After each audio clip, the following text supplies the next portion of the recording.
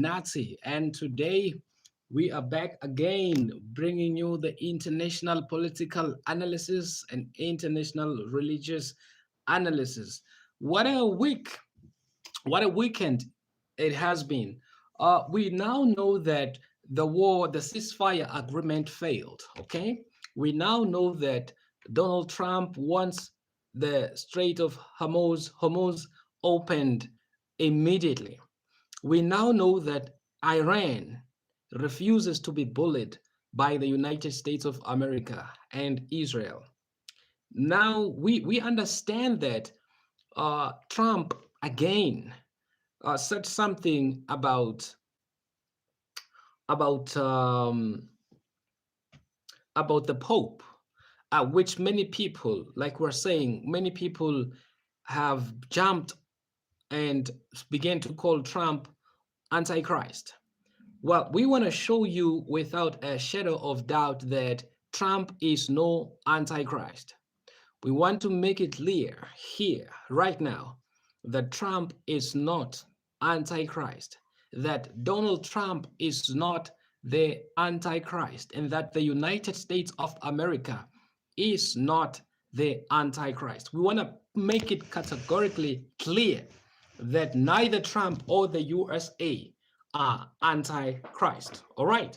So it doesn't matter what Trump says or what Trump posts in his Truth Social. It matters not. Okay. Donald Trump is not the antichrist. So because Donald Trump posted a picture of him pretending to be Jesus and laying a hand on a sick person in a bed and saying, Trump being Jesus and healing the sick. And many people have come out to say Trump is pretending to be Jesus, and they said this is Antichrist. I want to make it clear that is not Antichrist. Donald Trump is not the Antichrist. The United States of America, it's not the Antichrist. It is not so. It will never be so. All right. So this is what is happening currently in the United States of America. There is a reshaping of the new world order. Like we've been saying, they told us that whatever we see, whatever is happening, it works for the reshaping of the new world order. And we know that. Okay. So they've been saying this and they've been telling us that they are planning a new world order. And whatever we see, it is working for that reshaping of the new world order. So we need not to be ashamed. We need not to be worried. We need not to be confused. All right. We need not to be confused. Okay. Let's take a look at what Donald Trump said about the Pope. Okay. What Donald Trump said about the Pope. But in order for us to understand what Donald Trump said about the Pope, and the reason we're saying that it's a fake, Trump's fake attack on the Pope, we are saying it's fake because because of what we've been saying in the past weeks. Okay, welcome to you all, and thank you for joining us again on this Monday morning here at All Things Podcast, analyzing the international politics and international religious movements or happenings that are happening. And currently, we have both happening. We have a religious leader by the name of Pope intervening in the war. So those are politics, church and state, church and politics. So Trump says the Pope has interfered with the politics. Pope should not interfere with what the United States of America is doing. And many people believe that it is unfair for Trump to say whatever he said about the Pope or to the Pope. So we're going to look at that statement of Donald Trump about the Pope. And you'll remember that when Pope Francis died, Donald Trump posted a picture of him wearing sitting on the Pope's seat and wearing that thing. I don't know what do you call it, the hat, the Pope's hat, and then depicting himself as the Pope. All right. So I'm gonna read the statement of Donald Trump here about the Pope, and I want you to listen carefully and not only just read the words themselves, but to know exactly what is happening, because there's a lot that we're not being told, and there's a lot that we are not understanding simply because our analyses are not deeper. And because our analyses are not deeper, we end up missing a lot of things. Okay. I want us to be fair. He said that Pope Francis is weak. I mean, not Pope Francis, Pope Leo the 14th. He said this Pope is a weak Pope. That is Trump. Okay, this Pope is a weak Pope. He loves crime. He loves criminals. I'm dealing with war, and this man is busy defending the people who he said a lot. He said a lot. Now it is on his truth. It is Trump posts everything in his own platform, Truth Social. Okay, so here we go. This is what Trump said. This is what Trump said, and let me read it here for you. He said, Pope Leo is weak on crime. Pope Leo is weak on crime. This is Donald Trump. Pope Leo is weak on crime and terrible for foreign policy. So he's talking about the Pope. He says the Pope is weak on crime. In other words, not able to deal with crime. The Pope is not against crime, according to Trump. So it appears as if the Pope wants the world to be ruled by criminals, or he wants the world Nelly Blake ban, welcome. So it continues. Pope Leo is weak on crime and terrible for foreign policy. He talks about fear administration, but doesn't mention the fear that the Catholic Church and all other Christian organizations had during COVID when they were arresting priests, ministers, and everybody else for holding church services, even weren't going outside and being 10 and 20 feet apart. So Trump is saying, where was this Pope during COVID-19? Where was Pope Leo during COVID-19? He talks about the fear of the Trump administration, but when the church was under attack during COVID-19, he says the current Pope was nowhere to be found. All right. He says the current Pope was nowhere to be found. He says, where was this Pope when they were arresting priests, ministers, and everybody else for holding church services, even when going outside and being 10 and even 20 feet apart? I like his brother Louis much better than I like him, because Louis is all mega. He gets it, and Leo doesn't. All right, so he says Pope Leo doesn't get what I feel here. Trump is telling us something. I feel here Trump is telling us something. All right, let's listen on. He goes on to say Leo gets it, and Leo doesn't. I mean, he says Louis gets it and Leo doesn't. He says, I don't want a pope who thinks it's okay for Iran to have a nuclear weapon. I don't want a pope who thinks it's terrible that America attacked Venezuela, a country that was sending massive amounts of drugs into the United States, and even worse, emptying their prisons, including murderers, drug dealers, and killers, into our country. So Trump says this pope is in support of murderers, drug dealers, killers. You understand? That's what Trump is saying. Because Trump is saying, what I'm doing, I'm getting rid of murderers, I'm getting rid of killers, I'm getting rid of drug dealers. And Pope Leo is complaining because I'm getting rid of the following things. Robert Bush 858, welcome. All right. And he says here, and I don't want a pope who criticizes the president of the United States because I'm doing exactly what I was elected to do. So Trump is simply saying to the Pope, mind your own business. I am the elected president of the United States of America. I am doing what I've been elected to do. So you have nothing to say to me. I'm just doing my work. I am the president of the States. I'm doing what is best for my country. So keep your distance, keep your mouth shut. That is exactly what Donald Trump is saying to the Pope. And he goes on to say, all right, he goes on to say, I don't want a Pope who criticizes the president of the United States because I'm doing exactly what I was elected in a landslide to do, setting record low number in crime and creating the greatest stock market in history. Leo should be thankful because, as everybody knows, he was only put there by the church because he was an American, and they thought that would be the best way to deal with President Donald J. Trump. So Trump is saying the Pope was only elected because he's an American, and Trump here is trying to maybe reveal some secret that we don't know. He goes on to say he wasn't on any list to be Pope. All right, that's important. He wasn't on any list to be Pope and was only put there by the church because he was an American. So Trump is saying Pope Leo was not on the list. His name was not on the list of the people who were to be interviewed to be the Pope, or the people who were to be elected to be the Pope. He says that Pope Leo's name was not on any list. So Pope Leo's only qualification was that he was an American. Okay, he was an American. And he says, if I wasn't in the White House, Leo wouldn't be in the Vatican, unfortunately. So he's saying that Pope Leo, it's only the Pope because Trump is in the White House.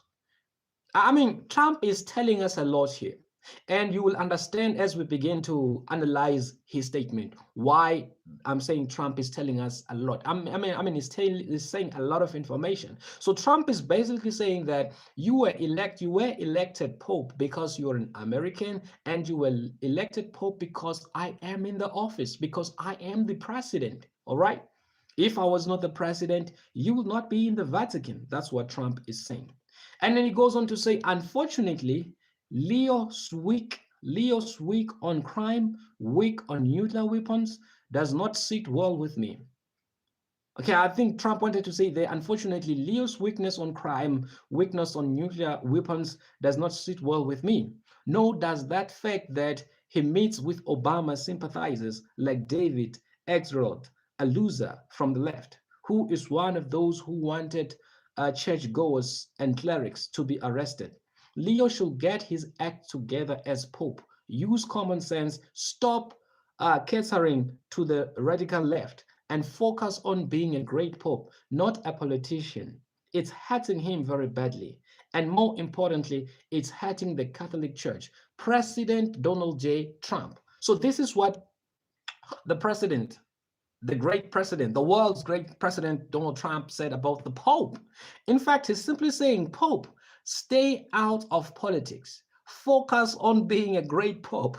Focus on the church and focus on the Catholic Church and religious stuff. Okay. By the way, you are in the Vatican because of me. If it was not me, you wouldn't be in the Vatican. That's what Trump is saying. And he says, because you're now talking, you appear to be weak. You are weak on crime, weak on nuclear weapons, weak on drugs, weak on killing, weak on murderers. He says you are even weak when it comes to protecting your own people. Trump is simply saying to the Pope, your own priest were arrested during COVID-19. Your own churches were shut down during COVID-19. You said nothing. Now I'm busy doing what I've been elected to as the president of the United States of America. And here you are with your loud mouth making noise. I am the president of the United States. I am doing what I've been elected to do. So Pope, focus on being Pope, and I'll focus on being the president. That is exactly what Trump is saying to the Pope. All right. Snuffles 43 says the Bible tells us how to live, not a Pope. The Catholic Church have made a lot of doctrines that's not biblical. We have a high priest, Jesus Christ. We don't need a Pope. Well, Snuffles, if you have ever spoken the truth, that is the truth. All right. So yeah, we know. Okay. We know that the Catholic Church claims that Pope is God, or Pope is Jesus Christ. We know that. They call him the Vicar of Christ, or Vicarius Filii Dei in Latin. Vicarius Filii Dei in English is translated to mean the substitute of Christ, or one in the place of Christ. All right? One in the place of Christ. In other words, they're saying the Pope is the representative of Christ on earth, but they even go as far as to say he is not only the representative of Christ on earth, but the Pope is Christ veiled in the flesh. All right? Christ veiled in the flesh. That's what the Catholic Church believes. That is not true. That is not biblical. The Pope is not God. The Pope will never be God. The Pope is a human being just like all of us. The Pope needs salvation, just like you need salvation. I need salvation. Jesus Christ died for the Pope too. Jesus Christ died for the Pope too. All right. All right. Before we continue with our analysis, let me thank you for joining us this morning. Wherever you're watching us from, welcome to All Things Podcast. If you are watching us for the first time or joining us for the first time, please subscribe to the channel and help the channel grow. If you're joining us for the second time, third time, we thank you so much for spending your time with us. All right, now let's continue. Now, I believe the Trump's message, it's a misdirection. Trump's message, it's a misdirection to all of us. All right.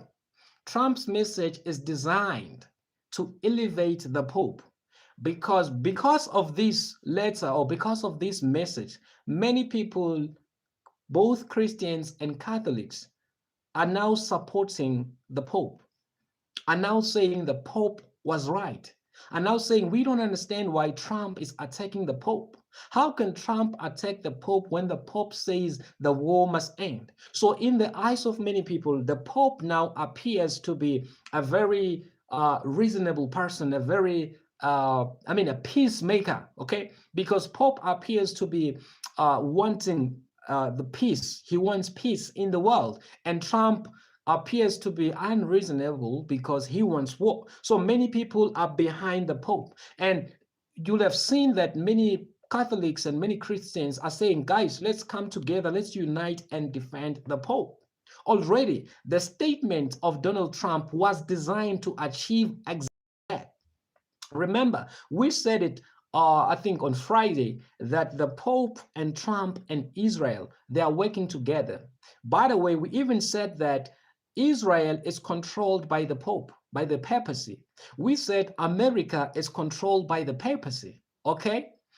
Both Israel and the United States of America are controlled by the papacy. And we mentioned, for those who are joining us for the first time, let me break down what we said the previous days. All right. The previous days, we explained that the war in Iran, it's about two things. Both Israel and the United States wants to achieve something in Iran, okay? Israel wants to be the superpower of the Middle East, okay? Credentials commentary says United States of Israel. All right, all right. Oh, well, it appears that way. It appears that way. That is the United States of Israel. Okay, but okay, not officially though. It's the United States of America. All right. So the United States of America, what they want in Iran, they want to control the oil in Iran. Okay, so they're there for the oil and the Strait of Hormuz. Okay, so United States in Iran, they want the Strait of Hormuz. Okay, whereas Israel wants to disarm Palestine. I mean, wants to disarm Iran because Israel wants to be the superpower in the Middle East. So Israel is using the United States of America to disarm, Iran, so that Israel can be the superpower in the Middle East. Israel can do anything it wants to do. And okay, another thing that Israel wants, the reason they want to disarm Iran so that they can be the bully of the Middle East, it's because Israel has been given a mandate by the Pope. What is the mandate that has been given to Israel by the Pope? Their Pope wants to control all biblical land, all right? All biblical sites. Any land that is mentioned in the Bible, and it is in Palestine, it is in Gaza, it is in Lebanon, all those historic biblical sites, important sites. The Pope wants to control those sites. The Pope wants those sites, those lands. That is why Israel is forever and ever stealing land in Gaza, stealing land in Palestine. Now they're attacking Lebanon. Why are they attacking Lebanon? It's because they want their biblical sites, the biblical land. Yesterday, we saw that Israel, they bombed Lebanon, and they bombed the place Cana, where Jesus performed his first miracles. It was bombed yesterday by Israel. And Israel said that they want at least 10% of Lebanon. Okay, they will stop once they get 10% of Lebanon. And if you look at the places that they're attacking, are places which have significant, memories or significant acts in the Bible, like Cana, where Jesus performed his first miracle. The Pope will be interested in that land. All right. Why is the Pope looking for this land? It's because the Pope will be paraded as the peacemaker, a man of peace. We know that the chaos that is being created in the Middle East, it will reach up to a level where the people in the Middle East will begin to cry for help, begin to cry for a peacemaker. And when they begin to cry for a peacemaker or cry for a help, the Pope will be ready to go there and be a peacemaker. Since Israel and the United States of America are controlled by the Pope, it will be easy. The Pope will just tell them, the papacy will just tell them, stop the war. The Jews, the papacy, the Freemasons, the Jesuits, they're all together in this war. All right. So it will be easy for the Pope to say, stop the war, because it is his war. But unto us, it is not clear that this is the Pope's war. Okay. It is not, it doesn't as if this is the Pope's war. It appears as if it's just Israel and the United States fighting Iran. Welcome to All Things Podcast. If you're watching us for the first time, please subscribe to the channel. Help the channel grow. We wish to reach 1,000 by the end of the month. All right. Now, understanding the message of Trump to the Pope, saying that the Pope is weak, we need to understand something about the Roman Catholic Church. All right. The history of the Roman Catholic Church and how it features in the last days. All right. We know that the Bible told us that there will be 7 world empires. All right. The Bible told us that there will be 7 world empires. All right. Now, the first world empire was Babylon. The second was Medo-Persia. The third was Greece. The fourth was pagan Rome. The fifth was papal Rome, the papacy, the Roman Catholic Church. And the sixth kingdom was the French Revolution. All right. And the seventh kingdom is the United States of America. So the United States of America is the last kingdom. All right. Now, what I'm about to say, it doesn't matter whether you believe in prophecy or you don't believe in it, whether you believe in the Bible or you don't believe in the Bible. Just hear me out.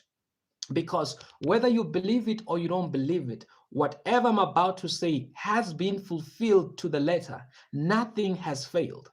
So the Bible named 7 world superpowers, and it says these 7 world superpowers will come successively. All right. And Babylon came and is gone. Medo-Persia came, gone. Greece came, gone. Pagan Rome came, gone. Papacy came, and it was wounded. Papacy received a wound. Remember, Babylon was destroyed. Medo-Persia was destroyed. Greece was destroyed. Roman Empire, pagan Rome was destroyed. But the papacy, Roman Empire led by the Catholic Church, was not destroyed. It received a deadly wound. The Pope in 1798 was taken into captivity, but his empire, the Pope's empire, was not destroyed. So the papacy was not destroyed. It was only wounded. All right.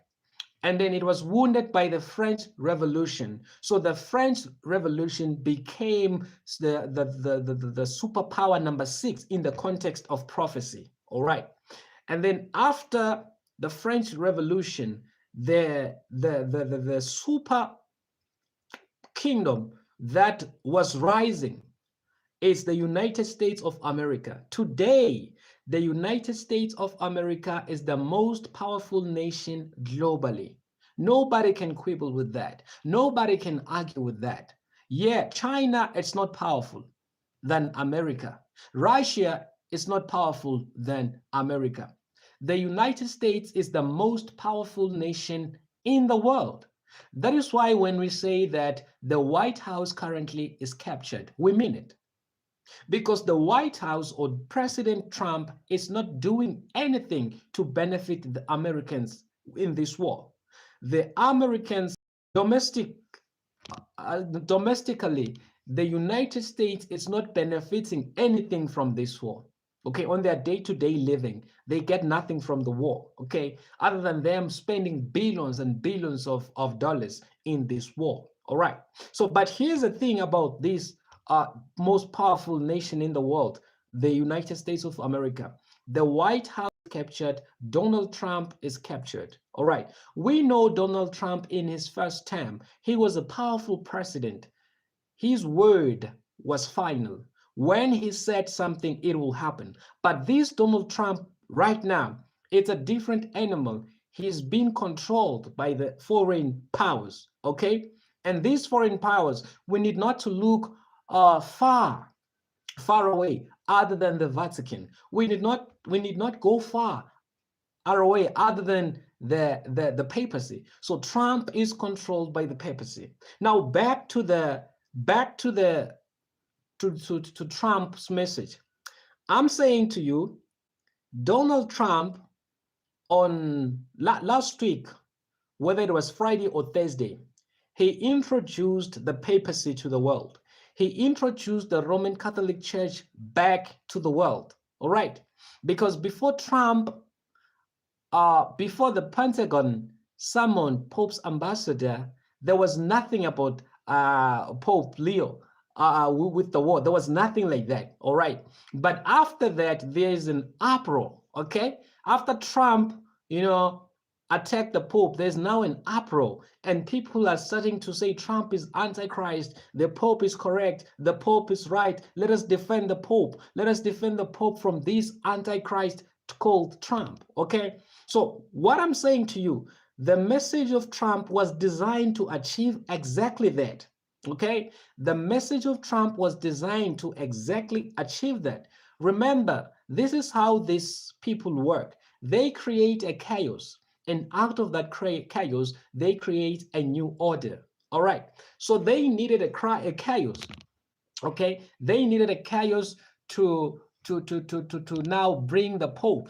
Okay, to introduce the Pope in this war. I said on our video on Friday that the Vatican has been unleashed, okay? The Vatican has been unleashed. And what is the purpose of unleashing the Vatican?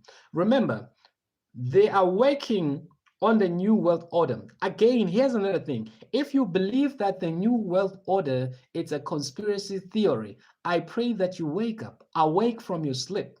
They are planning a New World Order. And in this New World Order, the Pope of Rome will be elected a leader of this New World Order. He will be the leader of the one world government, and he will also be the leader of the one world religion.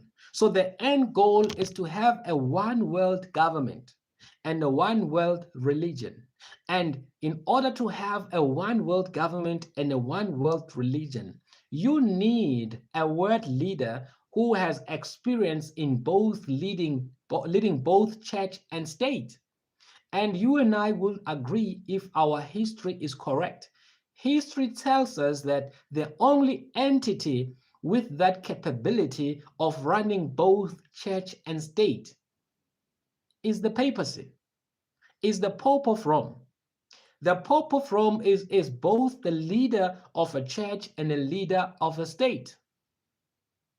The Pope of Rome is both the leader of the church and the leader of the state. The Vatican and the Roman Catholic Church, led by the Pope. All right? The Vatican and the Catholic Church, the Roman Catholic Church, has one head. That head is the Pope. All right? So the Roman Catholic Church has that experience of being the leader of the church and also the leader of the society, the leader of the state. From 538 AD to 788 AD, the Roman Catholic Church was the leader of the world. Remember, the papacy ruled from 538 AD to 1798 AD. It ruled for exactly 1,260 years. In that 1,260 years, the Pope was the leader of the Roman Catholic Church and the leader of the Roman Empire. For 1,260 years.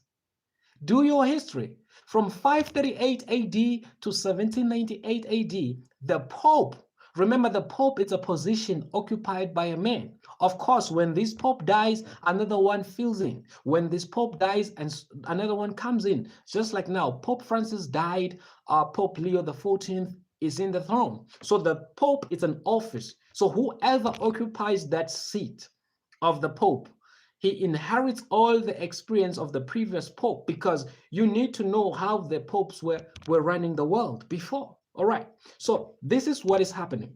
So when we have this new world order, we're going to have one world government. All right. And one world government, we already have the United Nations. All right. We already have the United Nations. We know that the purpose of the United Nations is to unite all nations into one umbrella. And what will be the end goal of the United Nations? The end goal of the United Nations is to have a global government. All right. And what is the purpose of this global government or one world government? Is to end wars. They're saying that as long as nations are independent, as long as nations are sovereign, war will continue, because China will attack India, India will attack Africa, Africa will attack, you understand? So as long as the nations are independent, when a nation wants something, wants coal, wants oil, there will always be war. But in order to cap the war, in order to stop the war, let us have a one world government where the government of the world is one. We share the resources of the world. All of us, we share the oil. All of us, we share the gold. We share the minerals. We share everything as a world community. This is what they're saying. And they're saying when we have this one world government, there will be no war. All right, there will be no war, because the entire world is united, one currency. The entire world is united behind the one currency, behind one health system, one education system, one medical system, one banking system, one trading system, one food system, one trade system. Everything should be one. So because we all have the same banking, same trade, same education, same health, it will be impossible for us to have war. We'll all do our best to protect our things. That is the idea. That is the plan. Okay, Bridget Alexander says, we do need the Pope, as do the rest of the Catholics in that actual world. Well, for the Catholics, yes, I will understand. Catholics, they hold the Pope in high regard, so they need the Pope. Catholics need the Pope. It goes without saying. But Christians, we don't need the Pope, because as Christians, we believe that the Pope is not a Christian. Okay, and we have our reasons to believe that the Pope is not a Christian, and we will summarize it as we continue. All right, the Pope isn't a leftist. Well, yeah. Bridget Alexander says the Pope isn't a leftist. Okay. Keith Lee Walters, when have world leaders ever agreed on anything? It is not, they've agreed on having the United Nations. They've agreed on having the United Nations. That is why you have the United Nations, all right? And they've agreed on World Health Organization.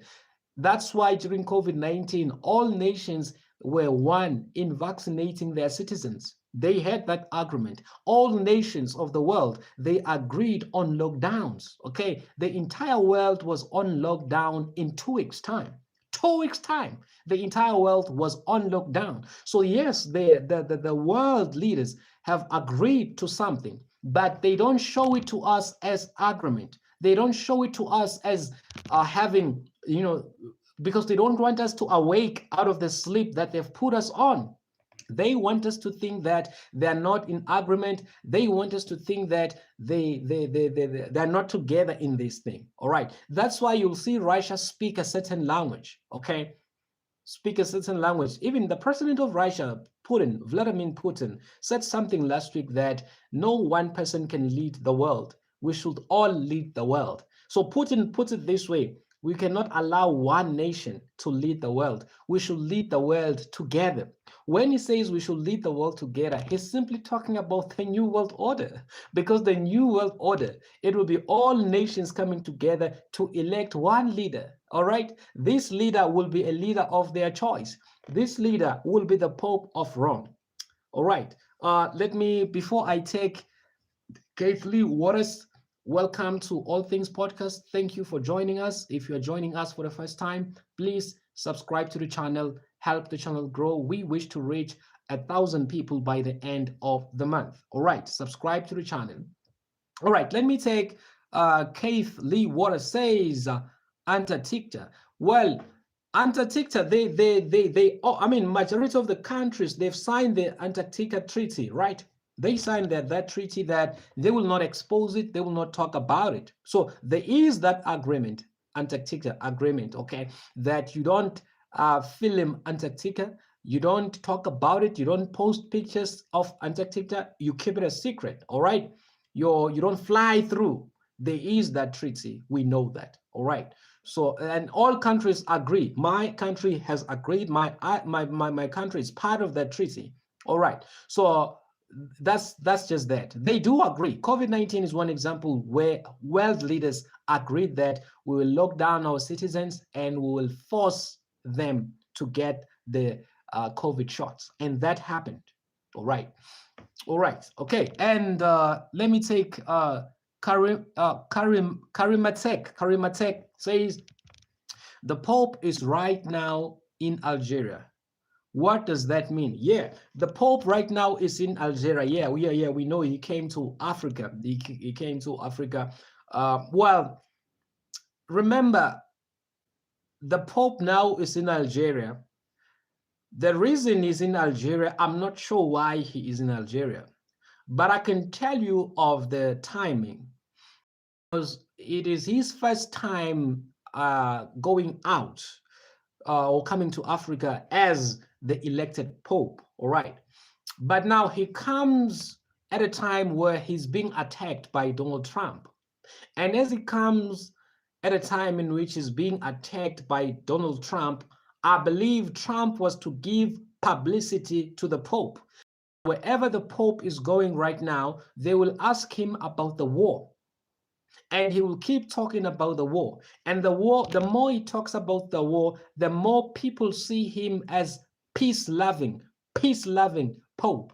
And the more people see him as some sort of a mediator, because he is not afraid to speak to injustices. So I believe that whatever the purpose of the trip is, I may not know now, I may not understand today, but as I listen to him, wherever he's going to be going, Algeria currently, as we listen to him, we'll get to know what is the mission of his trip. But I can tell you now that Trump gave him a spotlight, so that if he was just going to Algeria without Trump putting him on a spotlight, many of us will not know today that he's in Algeria.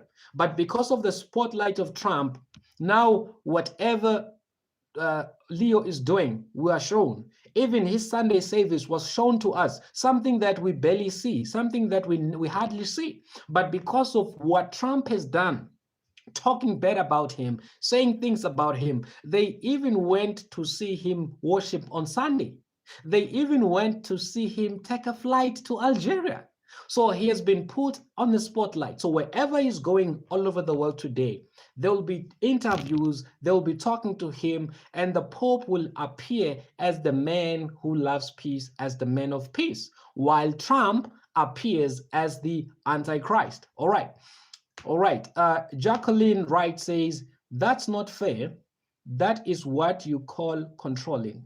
I guess that's when all the countries need to speak the universal language, which is English.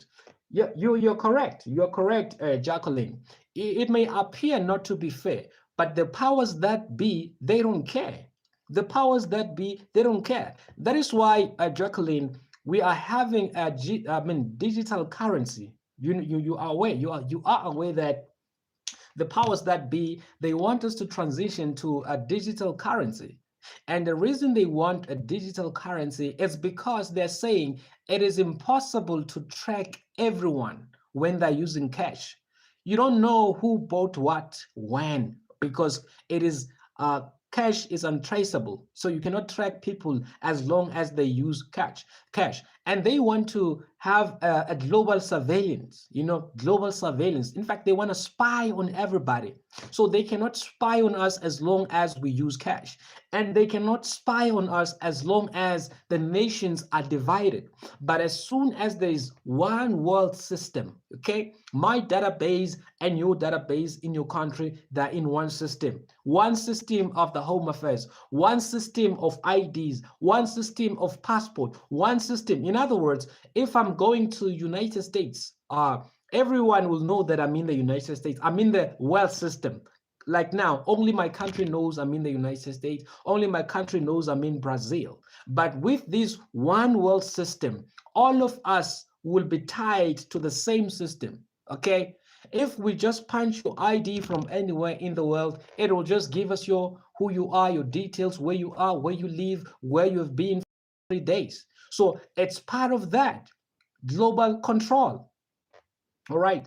Jacqueline says, I guess you didn't know the Pope was the first one to talk about my president.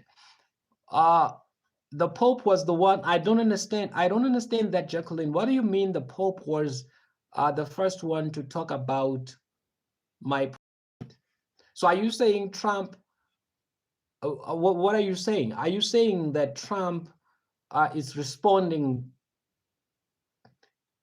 I don't understand. I don't understand that. But we know Pope called the war unjust. Okay, we know that Pope called the war unjust, and a day later, his ambassador was summoned to the Pentagon, right? And Trump spoke what he spoke, and he said what he said. But here's the thing that I want us to know: it's a fake war between Trump and the Pope. It's a fake war. It's a fake attack between Trump and the Pope, because Trump and the Pope, they are working together. Pope controls Trump. Pope controls Iran. Let me put it this way so that we don't have arguments, all right? The papacy, if you know the papacy, if you understand the papacy controls Israel. The papacy controls Trump, all right? Controls Trump, because there are people behind the papacy. The Pope is the face of the papacy. The Pope is not the papacy. The Pope is the face of papacy, all right? So he's the face of papacy, but there are people behind the papacy, all right? That is why a Pope can die, another one will be elected. The mission continues. So the Pope and Donald Trump are working together. Like I'm saying, you need a chaos, and to bring order out of the chaos. So the chaos is that Trump should undermine the Pope. Trump should call the Pope weak, should call the Pope weak on crime, okay? Weak on crime, weak on nuclear, weak on criminals, weak on drug lords. Trump should say that about the Pope. And when Trump says that about the Pope, everyone in the world will be up in arms, mostly Catholics, okay, will be up in arms. How dare you speak about the Pope like that? How can you say such thing about a Pope? As if that was not enough, Trump made matters worse by posting himself as Jesus, healing the sick, all right? When Trump did that, people said, you see, Trump is antichrist. You see, Trump is antichrist. Now, I don't know if you have noticed this or you have thought about it. Now, so Trump says what he says about the Pope, and many people call Trump antichrist, okay, because he's attacking the Pope. What do you mean when Trump attacks the Pope and then you say Trump is antichrist? Are you saying that the Pope is Christ? Because the only reason people can call Trump antichrist for attacking the Pope, you simply mean that Pope is Christ. I don't know if you thought about that. Trump attacks the Pope, and majority of Catholics and some Christians, they call Trump antichrist. Is Pope Christ? If Pope is not Christ, why then are people calling Trump antichrist for attacking Pope? Unless you associate Pope with Christ. unless you compare Pope to Christ. Matters were made worse when Trump now then, he pretended to be like Christ healing the sick. And so you see again, this man is antichrist. That's what they want you to think. I can tell you, we know from scripture that the antichrist kingdom is the papacy. The antichrist power is the papacy. We know that. But now Trump is speaking in a way that when people are listening to Trump and see the actions of, they cannot help but say Trump is the antichrist. And the very person who represents the kingdom of the antichrist is being praised today as peace-loving, as a man of peace. The Pope. The Pope is the spokesperson of the papacy. The Pope is the leader of the papacy. The papacy is the antichrist kingdom. The papacy.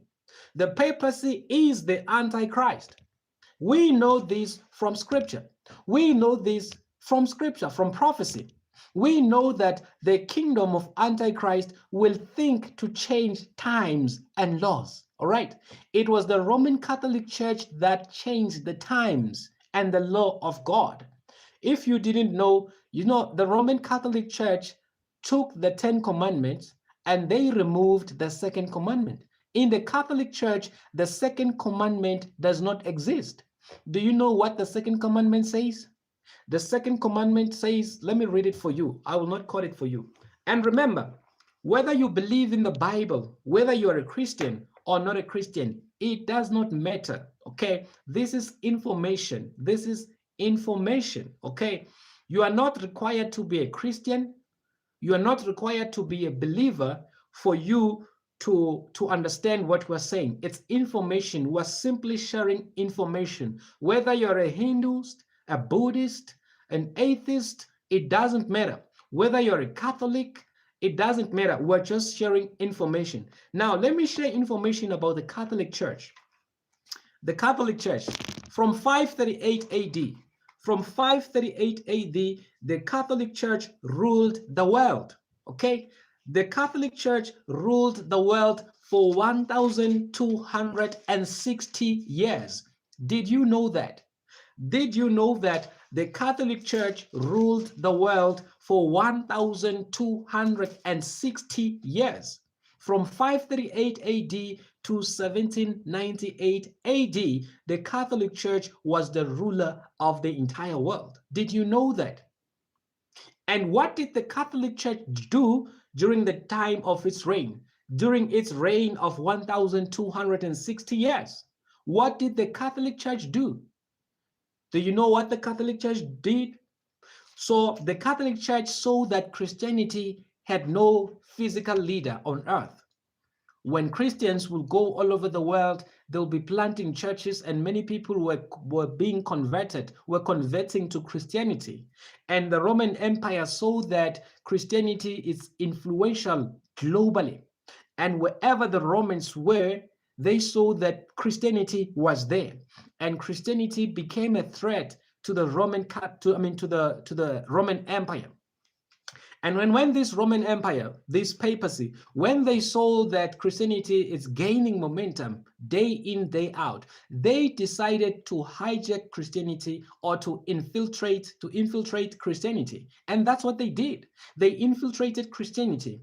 In infiltrating Christianity, they discovered that Christians were worshiping on a Sabbath day, the seventh day of the week, which in our day is Saturday. The Romans saw that Christians are worshiping on Saturday. And they had a problem because the Romans, they were worshiping on Sunday, worshiping the sun, okay? The main god of the Catholics, the main god of the Roman Empire was the sun god. So on the first day of the week, which is Sunday, they were worshiping the sun god. Now, if you didn't know the meaning of Sunday, the first day of the week, Sunday, it's two words there, sun, S-U-N, day. It's the day of the sun. It was the day in which the Romans were worshiping their sun god. But as they infiltrated Christianity and realized that and realize that Christians have a day called the Sabbath day, they said, will we reject our Sunday, a day we worship the sun god, and take the day of the Christians? And they sat down and said, no, no, no, no. Let us change the day of the Christians. The Christians must stop worshiping on, on the Sabbath day. They must worship on our day. That is when they made a law.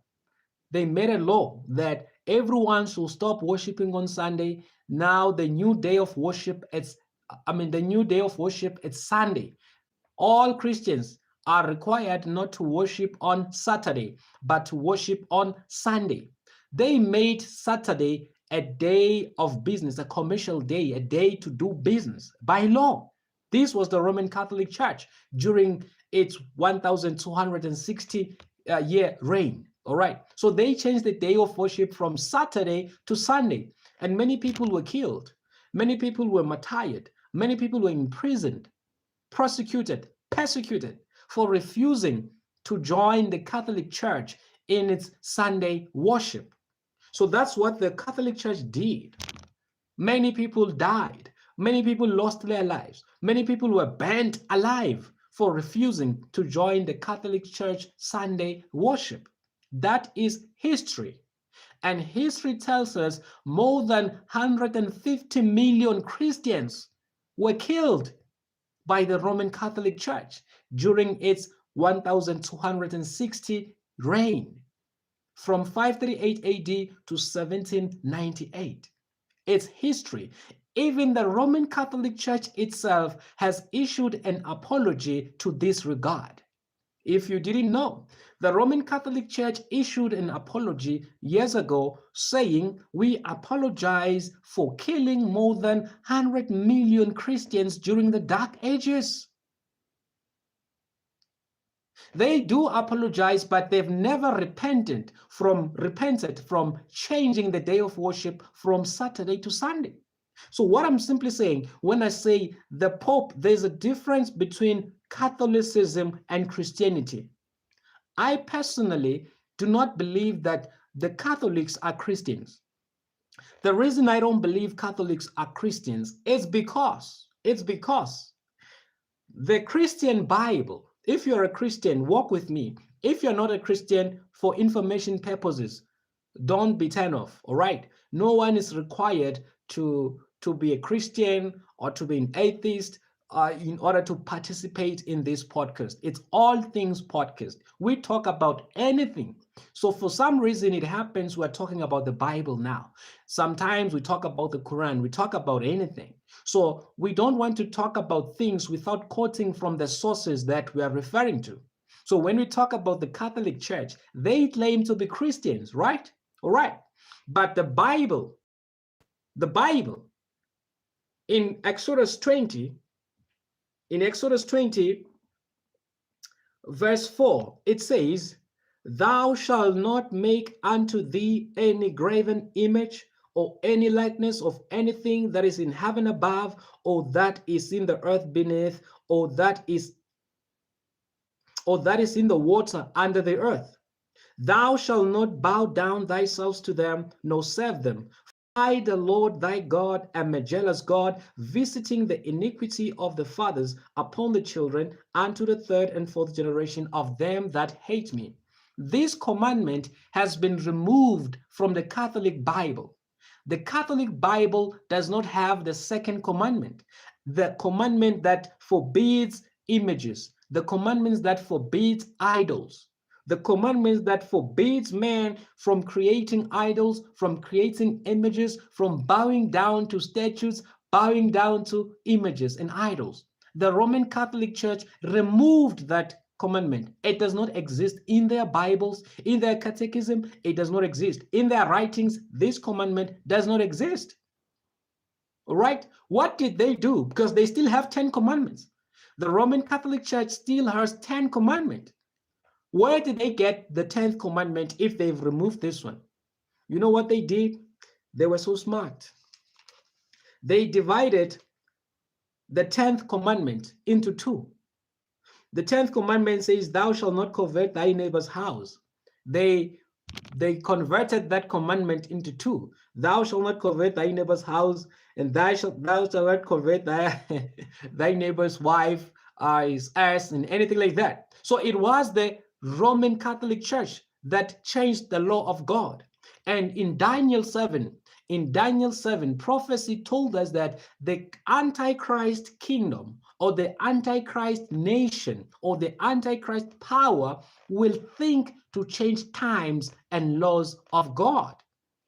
So they removed the law, the second commandment. It does not exist. You can Google the Roman Catholic Church 10 commandments. You will see what I'm talking about. We are not lying. We don't have time to wake up in the morning, prepare lies, and come and tell you lies. We are telling you the truth as it is. And the truth that we are telling you, the same Catholics, they can confirm this truth in their own writings, own Bible. Get a Catholic Bible, whether it's an online Bible or a hard copy. Go to the 10 Commandments in Exodus 20. You will discover that the second commandment has been removed from the Catholic Bible. Why remove it? Because the Roman Catholic Church have idols. The Roman Catholic Church has idols, has statues, has images that they bow down to. The Roman Catholic Church has a statue of a mother and a child. That statue of a mother and a child, they've named it Mary and Jesus. But surprisingly, that statue of a mother and a child has been in existence before Jesus was born. So are you telling me that the Romans predicted that Jesus will born, or a woman will have a child and his name shall be Jesus? No. What happened? When the Romans took over Christianity, they baptized all their paganism, all their paganistic things. They baptized them and gave them Christian names. They did not get rid of their idols. They did not get rid of their idols. They named them with Christian names. They always had baptism by sprinkling. Remember, pagan Rome was a nation with its own religion, with its own practices, pagan practices. All right. But when they moved from pagan Rome to papacy, to papal Rome, they did not destroy their pagan worship. They did not destroy their pagan worship, but instead, what they did, they baptized paganism, renamed their gods, their pagan gods, renamed their pagan rituals to Christian ceremonies or Christian things. That's what the Roman Catholic Church did. That's history. All right, that's history. So that's why we're saying that it is not fair to refer to Catholics as Christians, because there is Catholicism. All right, Catholicism is a belief in all that the Roman Catholic Church teaches. Okay, that's Catholicism. And most of the things, or some of the things that the Catholic Church teaches are not biblical. All right, are not biblical.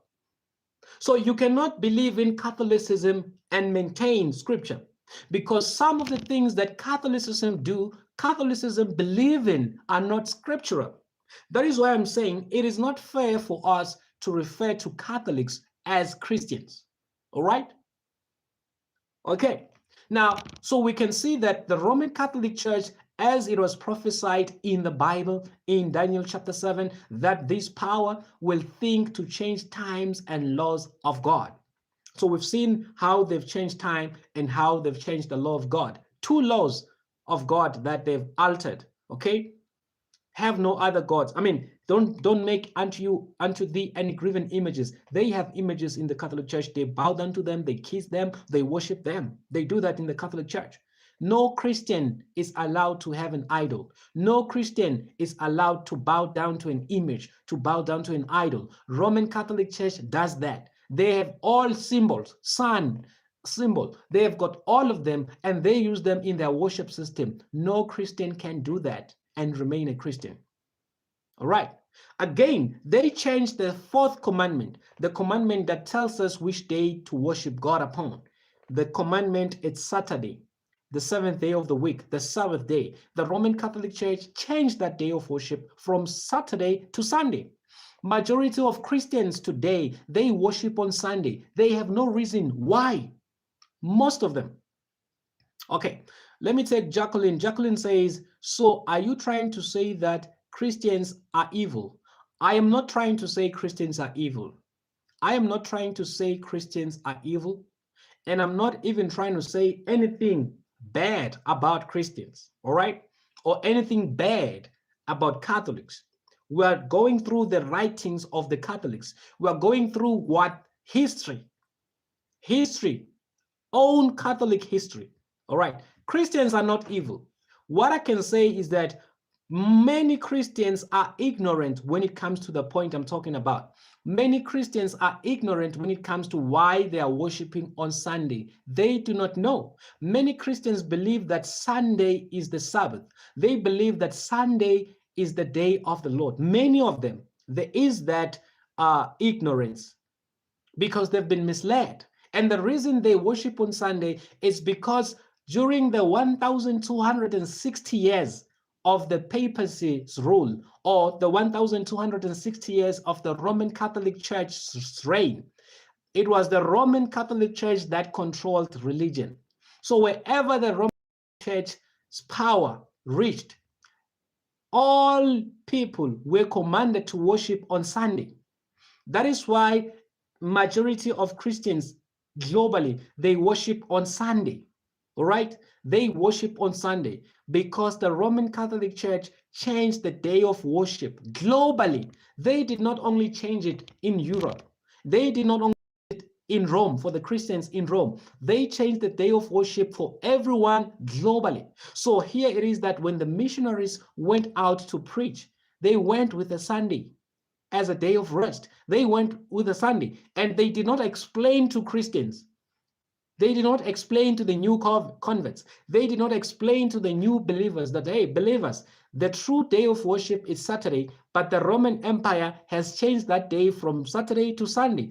They did not explain that. They came with Bibles. They taught that Sunday is the Sabbath of the Lord your God. And many new converts, many new Christians, they took that day till today. They believe Sunday is the Sabbath. And that is not biblical. Welcome to All Things Podcast. If you're watching us for the first time, thank you for joining us.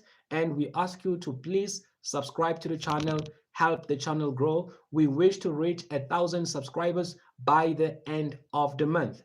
This is your international political analyst and international religious analyst. Right now, we're analyzing the attack of Donald Trump on the Pope. Now, the attack on the Pope by Donald Trump, it's both political and religious. All right, it is both political and religious attack. So basically, Trump telling the Pope to be a pastor, to be a bishop, to be what he is, and stay away from politics. All right, and the Pope telling Trump that your war is unjust, your war it's evil. And we are saying here the war between Trump and the Pope is fake war. Trump is elevating the Pope. Trump is introducing the Pope to the world. Remember, according to prophecy, the United States of America must gain control of the entire world. And when the United States of America has gained control of the entire world, it will then hand this power over to the Pope, to the Roman Catholic Church. That's why I'm saying it is not possible for the United States of America and the Pope and the Vatican and the papacy to fight. It is impossible because they are working together. But the systems or the powers that be, they have a protocol or a principle called order out of chaos. In other words, they create a chaos and use the very same chaos that they've created to bring about a new order. So what we see, the war between Trump and the Pope, it's engineered, it's fake. Don't buy into it. They work together. The only objective of Trump's attacks on the Pope, it's so that the world can begin to defend the Pope. It's so that the world can see the Pope as a peacemaker. The world can see the Pope as the chief negotiator or as the mediator between the nations who are at war. This is the purpose of Trump's attack. All right? This is the purpose of Trump's attack. Nothing else. Nothing else.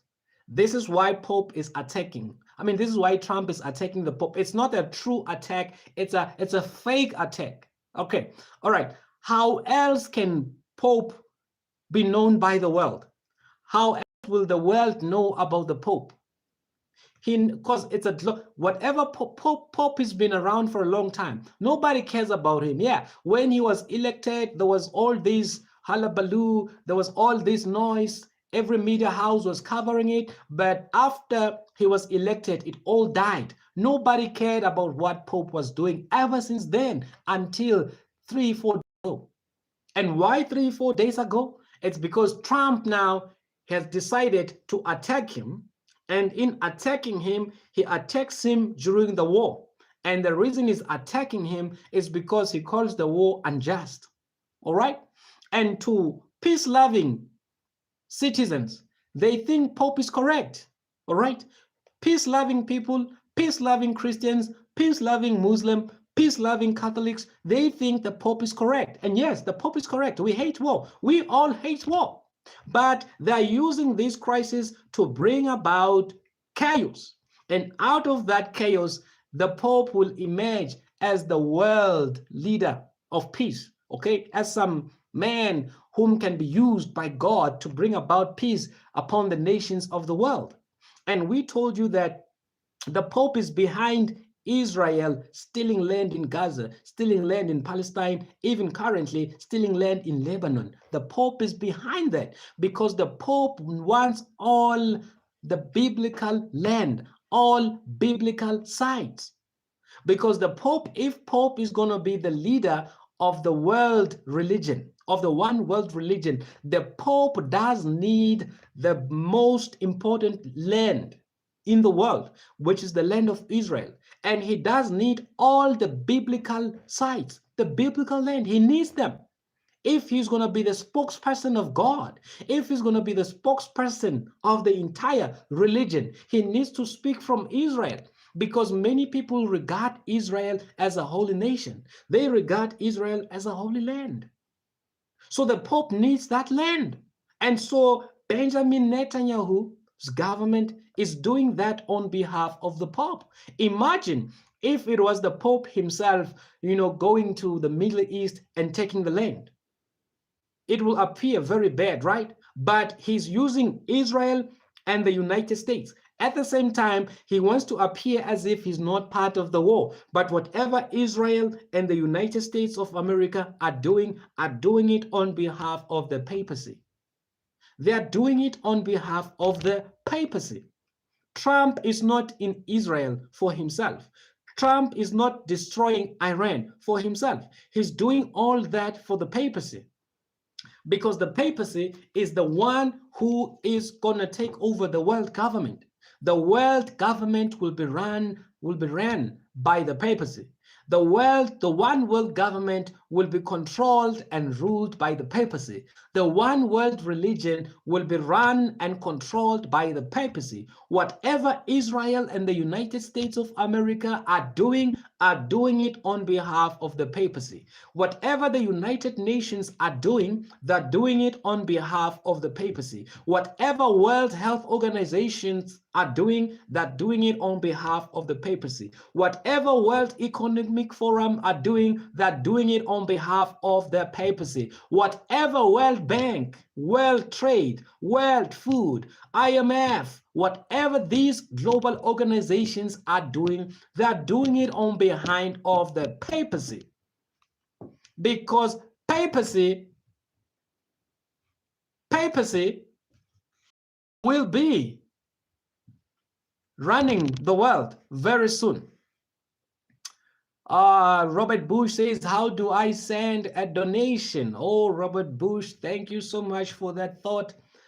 Currently, we do not have any systems that you can use to give us a donation. We don't have any any means at the moment that you can use to donate to us. But we are grateful for the thought, Robert Bush. We are very grateful for that thought.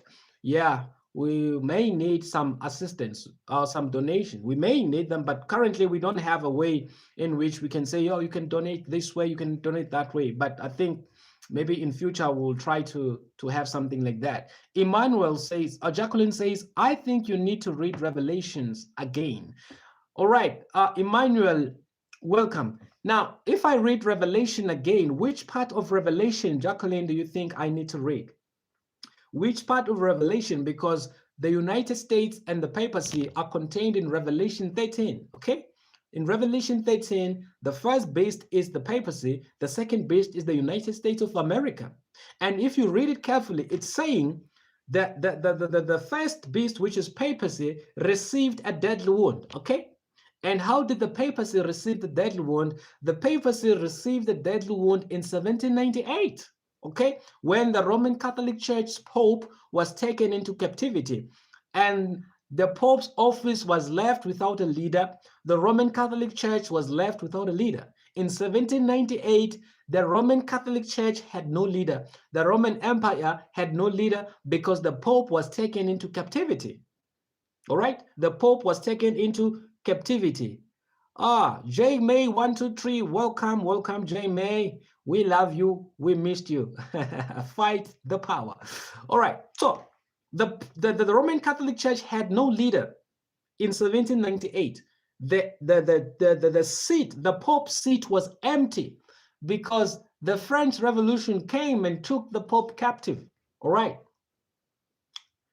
And then you have the United States, according to prophecy, the United States, it's working to restore the papacy back into power. According to Revelation, let me read it for you. Let me read it for you. Okay, I'll say it again. We are not reading the Bible because we are preaching. We are not preaching. We are reading the Bible because it contains prophecies that has been fulfilled in the world. It contained fulfilled prophecies. It predicted some things, and those things happened. And some of those things are happening today. It predicted the Roman Catholic Church. It predicted that the Roman Catholic Church will rule the world for 1,260 years. And indeed, the Roman Catholic Church ruled the world for 1,260 years. So we cannot ignore such a powerful book. We cannot ignore such powerful information. There is no other book in the world, no other book in the world that has prophesied, that has predicted that the Roman Catholic Church will rule the world for 1,260 years. It did not end there. It tells us that the Roman Catholic Church will receive a deadly wound. And when it receives a deadly wound, that deadly wound shall be healed. And who is the healer of the deadly wound? The healer of the deadly wound is the United States of America, according to prophecy. In other words, the United States of America exists to restore the Catholic Church back to power. The United States of America's main goal is to give power back to the papacy, give power back to the Roman Catholic Church. All right? That is the reason of the United States. So whatever the United States is doing currently is it's working towards that. Restore the papacy back to its glory, back to its world dominance, back to its world to controlling the world. That is what the United States is doing. And I'm going to read you here what it says about the United States of America. I hope, Jacqueline, you have your book there in the book of Revelation, because this is what it says. This is what it says. It says, so after the papacy received a deadly wound, okay? After the papacy, after the Roman Catholic Church, so you read Revelation 13 to verse 9, 13 verse 1 to 9. After the Roman Catholic Church has received a deadly wound, this is what happens. Remember, it was the French Revolution that gave the papacy a deadly wound. So remember, we have 7 world empires. 7 world empires. The first world empire was Babylon. The second was Middle Persia. The third was Greece. The fourth was pagan Rome. The fifth was papal Rome. The sixth one was the French Revolution. So it was the French Revolution, France, which attacked the Pope, which brought an end to the rule of the Roman Catholic Church. It was French. It was French that brought an end to the 1,260 years of reign of the Roman Catholic Church. So after that has happened, after the deadly wound, the next power in line is the United States of America. That's where Revelation 13 verse 11 continues. It says, I behold another beast coming up out of the earth. You'll remember that a beast in Bible prophecy represents a nation or a state. That's Daniel 7:23. A beast represents a nation or a state or a kingdom. So when the Bible talks about a beast in the book of Daniel and in the book of Revelation, a beast represents a state, nation, or a kingdom. So it says here, after the kingdom of after the papacy, it says, I beheld another beast coming up out of the earth, and he had 2 horns like a lamb, and spake as a dragon. And he exerciseth all the power of the first beast before him, and causeth the earth and them which dwell therein to worship the first beast, whose deadly wound was healed. So there you have it. The purpose of the United States of America is to make sure that the entire world pays homage to the papacy, is to restore the papacy back to its power, world power. It is to make sure that the whole world recognizes the Roman Catholic or the papacy. That is why I'm saying Trump's message or Trump's attack on the Pope, it is designed to elevate the Pope. It is designed to make the Pope popular. Because without Trump tweeting what is tweeting or social truthing what is social truthing about the Pope, nobody will know about the Pope. Nobody knows the Pope's ideas, the Pope's feelings, the Pope's thoughts about the war. Okay, but now Trump is opposing the Pope, and everybody, rightfully so, people, you are correct. You are correct to condemn Trump for speaking the way he speaks about the Pope, for saying the things he says about the Pope. You are correct to say that. But here's what I'm saying to you. There is more. They are playing us. They are playing us. Trump and the Pope, Israel, they are all working for the same master. Their master is papacy. Okay? So this attack on the Pope, it's not a genuine attack. It's not a real attack. It's just what can I call it? It's just a way of introducing the Pope to the world so that we pay attention to what the Pope is doing, so that we fall in love with the Pope. I can tell you many people love the Pope right now. Majority of the people, they did not know about the Pope. They did not understand the Pope. They did not even like the Pope. But ever since the Pope came out and said the war is unjust and said the war must end, and Trump called the Pope's ambassador to the Pentagon, and they threatened the Roman Catholic Church, telling the Roman Catholic Church the United States has strong military to do whatever they want in the world. And then again, he now attacked the Pope and said, the Pope is weak. The Pope is weak. He's weak on crime, weak on drugs, weak on criminals. All right? So the Pope is simply doing this so that whatever actions the Pope takes, whatever advice the Pope gives to the world can say, is this Pope weak?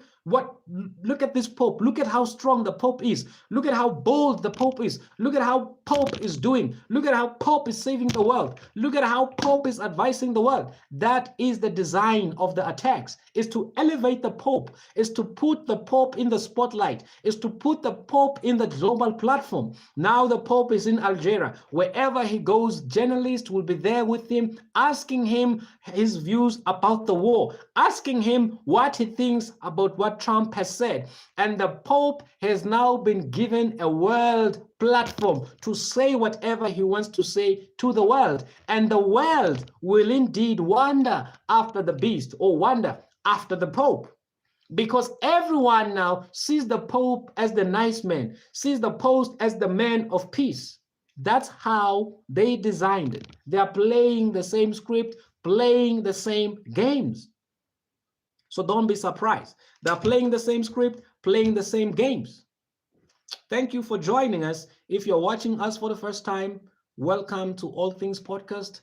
Subscribe to the channel, help the channel grow. We wish to reach 1,000 subscribers by the end of the world. Be one of the subscribers who will help us reach our goal of 1,000 subscribers by the end of the month. And we're not looking for subscribers because we want to make money. No. The channel is not monetized. That's why there are no adverts on this channel. We don't want more subscribers because we want to make money. This is not a monetized channel. We just want to have more subscribers. The channel can grow so that it can reach multiple millions and millions of people. Thank you so much for choosing us.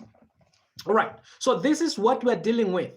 All right, remember, if there's something that we should never forget as we move forward, from now on, the world has changed as we know it. From now on, the influence of the Pope will be felt. From now on, we will hear about the Pope as a man of peace, as a good man. I can tell you that for free.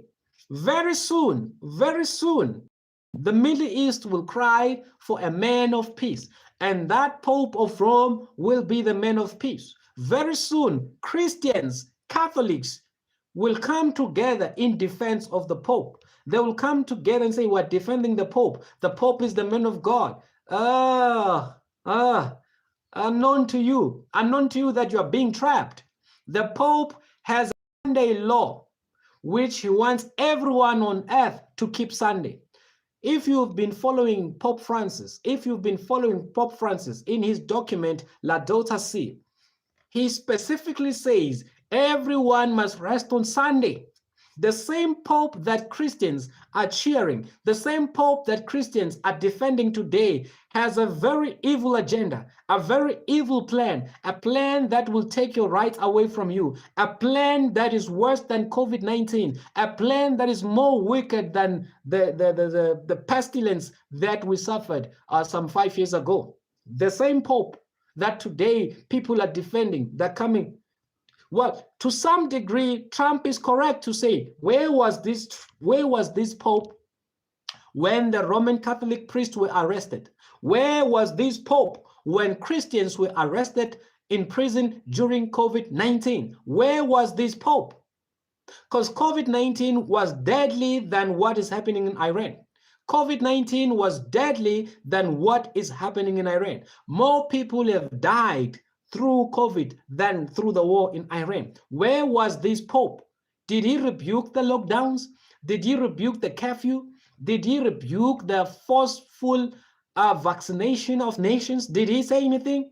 Christians were depressed because they could not go to church. Their spiritual power was taken away from them. They could not go to church. They could not worship God. They could not pray the way they wanted. They were locked. Their churches were locked.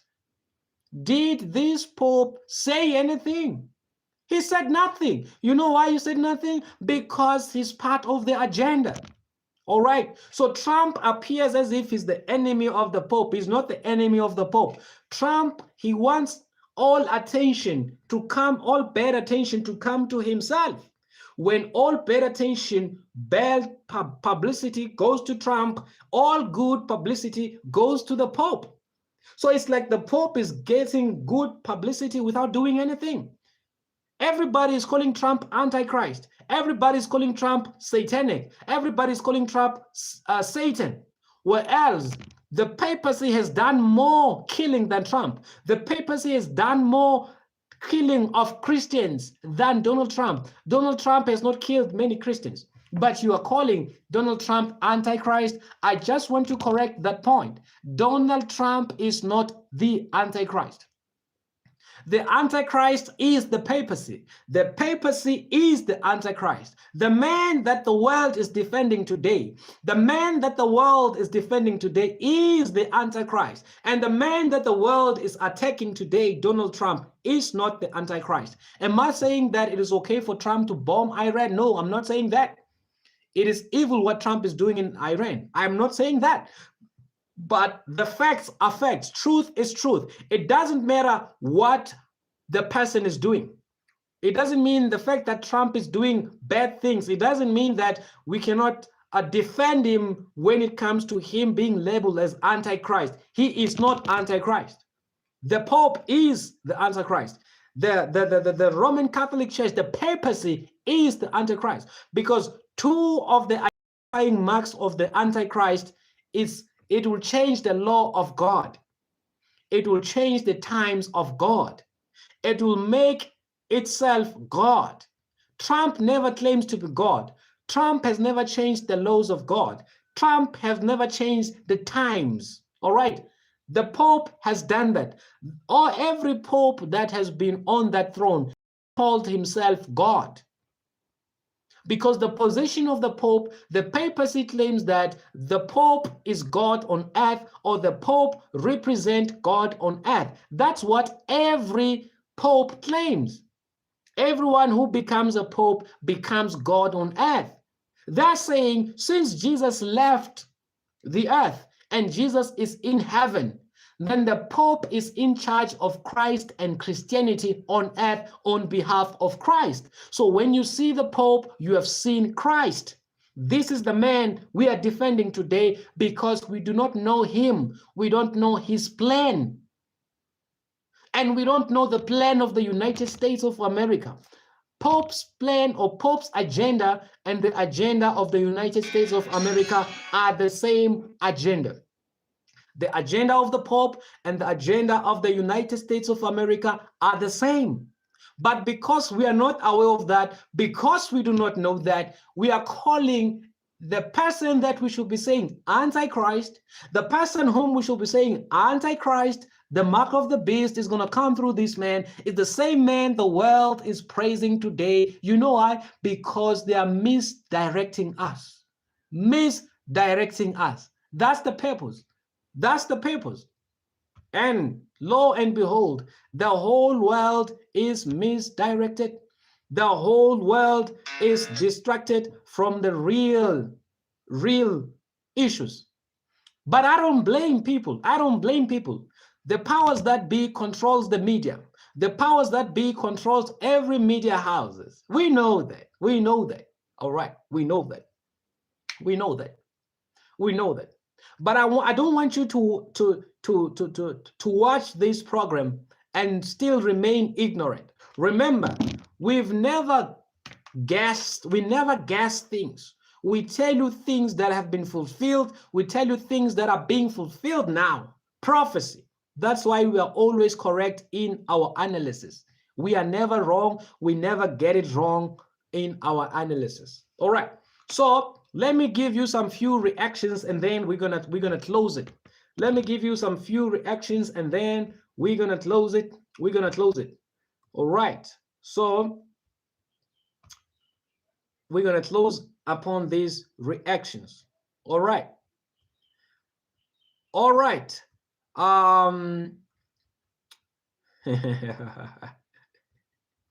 They're saying here in a bombshell announcement, UN Secretary General Antonio Guterres has issued a dire warning.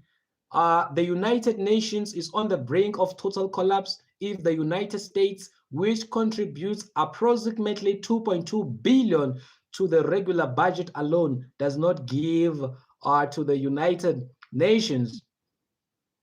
So they're saying that the United Nations is worried whether the United States of America will give them their 2.2 billion as part of the budget of the UN. Okay. Remember, create chaos and bring about order. Order out of chaos. So this is another chaos that they are saying. They're putting us in panic. All right.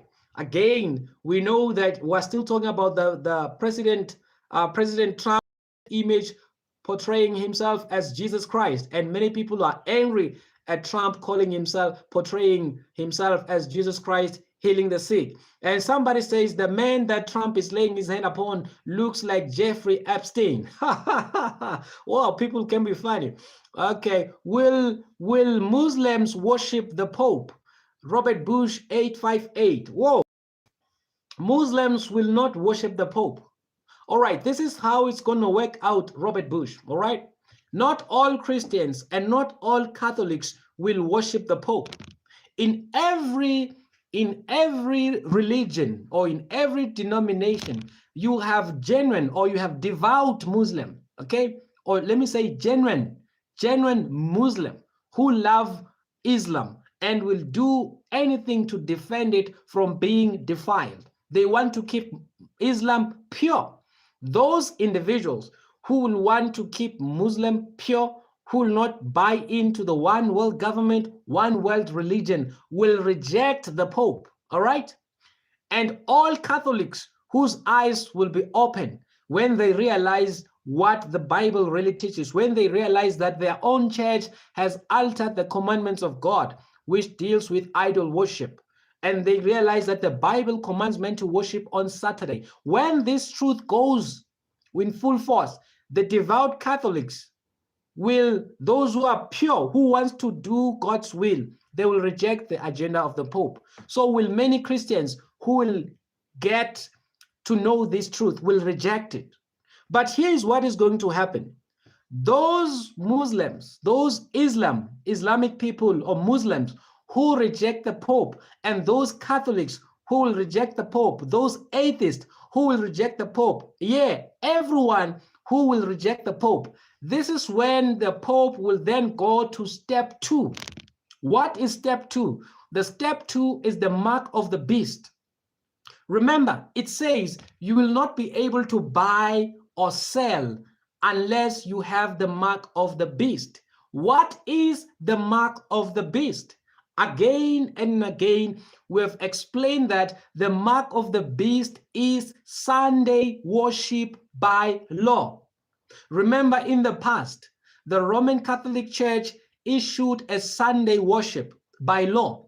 You were required by law to go to church. You were required by law to go to work on Saturday so that everyone can go to church on Sunday. They made sure that people were working from Monday to Saturday so that you can only have one day of rest, which was Sunday.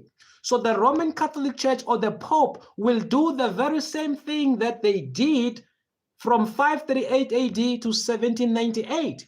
Check this information, it's history. This is what the Roman Catholic Church did. So all those Muslims, those Catholics, those Christians, Buddhists, Hindus, those who will refuse the Pope's agenda will be kicked out of the system. You will not be able to buy or sell.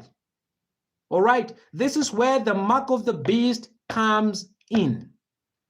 Jacqueline says, again, I tell you that I am from 4 different nations, Syria, Jewish, Black, and Spanish, but most of all, I know Jesus. Yeah, Jacqueline, one thing still puzzles me until the return of my Lord Jesus Christ. Yeah, well, I understand, Jacqueline. This is what you need to, what we need to understand, Jacqueline, is that what is the mark of the beast? Because remember, the book of Revelation, it tells us that the mark of the beast will only take place during a one world government. For the mark of the beast to be enacted, for the mark of the beast to be in place, you need a one world government. If you believe that there is such a thing as the mark of the beast, the Bible is the source of that mark of the beast. And the mark of the beast power says that he causeth all, both small and great, rich and poor, free and bond, to receive a mark in their right hand or in their foreheads, and that no man might buy or sell, save he that had the mark or the name of the beast or the number of his name. All right. So the Muslims that will reject the Pope, Christians who will reject the Pope, Catholics who will reject the Pope, this is your future. If you will reject the Pope, this is your future. Remember, we're moving to digital currency, digital ID. Everything will be digital. So you say, how will they know that I don't worship the beast? How will they know that they will be having a surveillance system globally? Surveillance system which will be able to see you where you are. When you're at home, they will see you. When you leave your home, they will see you. When you enter a church, they will see you. They will know who goes to church on Sunday and who doesn't go to church on Sunday. And everybody who, because at the time, the entire nations would have agreed on a Sunday law. Okay, remember, a Sunday law will be a global Sunday law.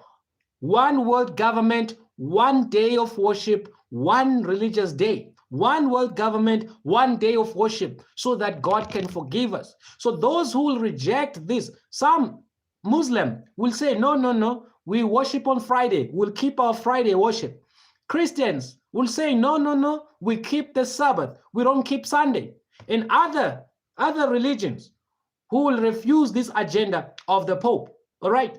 Your future is that you'll not be able to buy, you'll not be able to sell, because your country will no longer be an independent country. Your country will be under one world government, one world government. That is the next power. And because the one world government is the next power, every one of us will be in the system. And if we reject the system, we will not benefit from the system.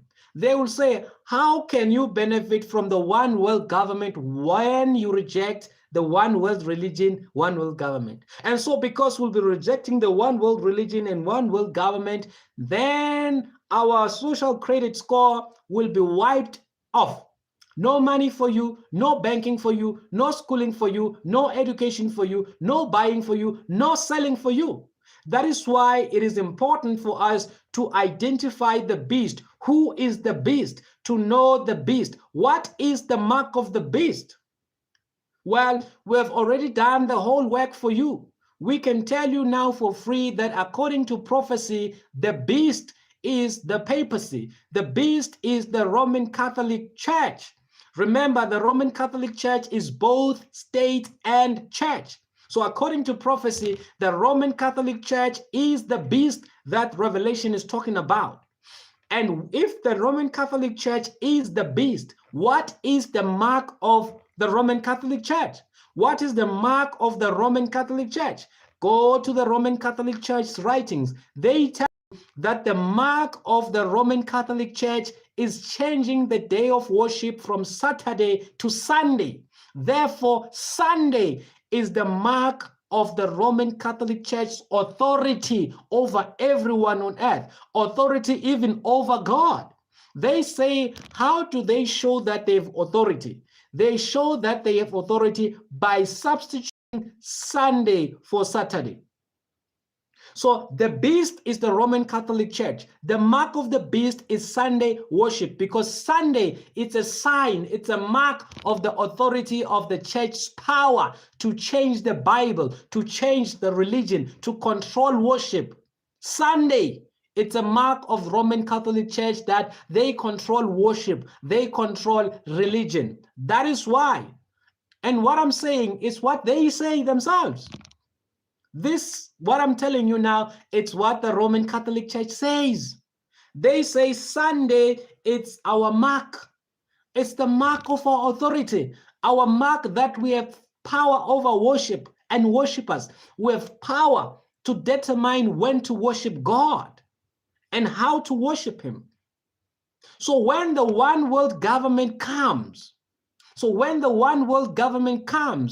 Roman Catholic Church has experience of both leading the church and leading the state, because they've done that from 538 AD to 1798 AD. So the mark of the beast is Sunday worship by law. World Economic Forum, they talk about Sunday. They tell you that on Sunday, everyone should stay at home. On Sunday, spend time with family, go to church. No business should operate on Sunday. It will be by law. The digital industry, the digital world will shut every system on Sunday. It will not be your choice not to work on Sunday, but the systems will be turned off. It will be impossible for you to work on Sunday. Systematic wise, you'll not be able to send work email on Sunday. You'll not be able to send anything on Sunday. Stay at home, be with your family, go to church, But most importantly, you must enter a church on Sunday, so that the powers that be can see who went to church and who did not go to church. If you refuse to go to church, your credit score will go down until you lose all your credit score, until you have no money. Or they will shut down your digital currency. Your digital money will be off because you are not in agreement with the one world government. You are not in agreement with the one world religion. So that's what we're dealing with, and that's what we are facing. All right. Let me take this time and thank you all for joining us. Let us meet again tomorrow. And Ed Richard Mensa, thank you, brother, and thank you for joining us. Subscribe to the channel if you are not yet subscribed. If you're watching us for the first time, please subscribe to the channel. And I want to thank you all for tuning in. A lot is going to happen. Join me tomorrow as we give more analysis of this war that is currently happening. The reason we do not sound like mainstream political analysts, it's because we are not analyzing it on the face value. We go deeper because this thing is broader, it's wider, it's deeper than what the mainstream media is doing. We look beyond the reasons that were given. We look beyond the things that were being told. Let us meet tomorrow. Subscribe to the channel. Don't go without subscribing, please. And I want to thank you all who have subscribed. I can see our numbers have gone up. Thank you so much. Thank you so much. Indeed, we'll reach 1,000 subscribers very soon. Thank you so much. God bless you. Subscribe. Back again tomorrow at 11 o'clock tomorrow. Take care of yourself. Pray for your nation. Pray for your family. And those of us who are living in the cities, please, let's do our best to have some houses in the village, in the country, because times that are coming, it will not be safe to live in the cities. It will not be safe to live in towns. It will not be safe to live on those rented buildings in the cities. So let us prepare ourselves, because something big is going to come, and may we be ready with our families. God bless you. Subscribe to the channel. Thank you so much. God bless.